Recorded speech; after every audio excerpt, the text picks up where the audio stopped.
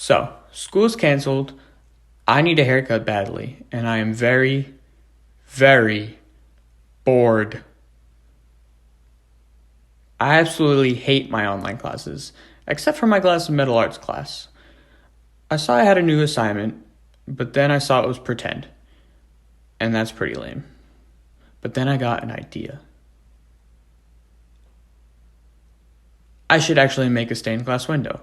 So I planned out my seahorse because I like seahorses, then I numbered, colored, and cut out the pieces. I found this rubber cement stuff to use as glue, so I poured it on and then stuck it on the glass as a template.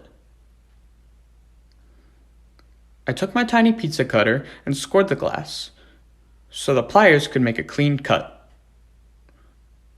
I then repeated 31 times and completed the puzzle. Like, comment, and follow for part 2. Alright, where was I? Oh yeah, I just finished cutting out the parts for my stained glass project. They're a little rough around the edges, so the next step is to use the grinder and sand them all down. But remember, safety first.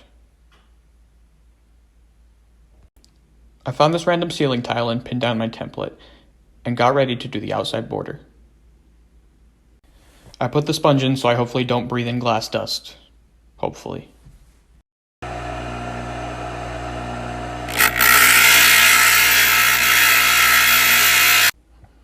This probably took me about 2 hours to get everything sanded down and to fit everything together precisely, like the puzzle it was. I pinned it all tightly and removed the templates, and it turned out really good so far. But I was tired and hungry, so I cooked some dinosaur chicken nuggets. Like for part 3.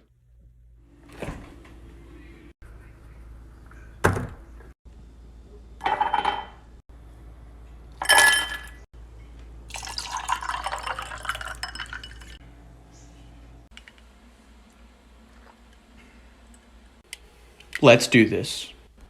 Last time we got the border pieces completely sanded down, but now it's time for the hard part.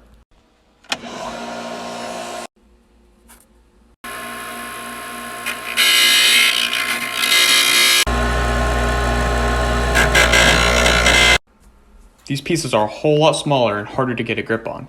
It took a ton of tweaking and changing some of the shapes just to get the whole thing to fit together. It's harder to make a puzzle than it is to do one.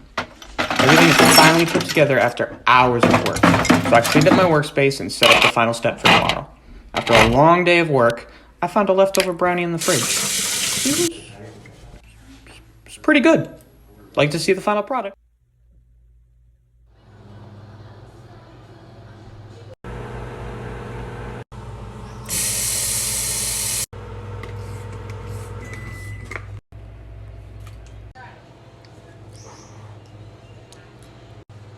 Are you ready? Alright, the last step is to get this binded together by melting solder. First we gave the pieces a sponge bath and then added some surface cleaner. Next we wrapped their copper strips on all sides of the glass, which took forever. The solder only attracts to another metal like copper. After I had finished the border, I decided I needed a break. So we got some ice cream. Finally, the last step. First we added the flux to better the bond. Then we heat up the copper, and lastly solder the piece up. After 30 plus hours of work, I present the finished piece.